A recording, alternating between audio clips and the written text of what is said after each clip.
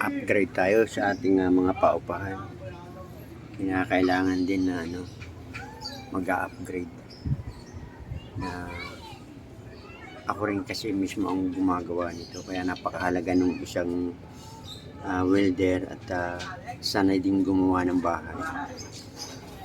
Yan ang ginamit ko rito kampana ay bakal na. So, ako lang ang gumagawa nitong paupahan ko. Nag-aral na rin akong maglagay ng tiles. Sinishare ko lang. Kung pag-iisipan mong mabuti ang pagpapagawa ng paupahan o kung ikaw yung gumagawa, ay dapat yung mga pinakadulo yan, yung basag ang binibili.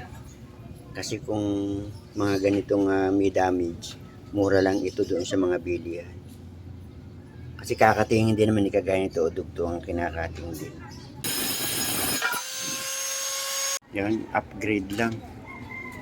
Ito yung pinaka-interest ng isa kong paupahan. Problema lang dun, Okay, sinare ko lang. Advance, nakakainis. Thank you.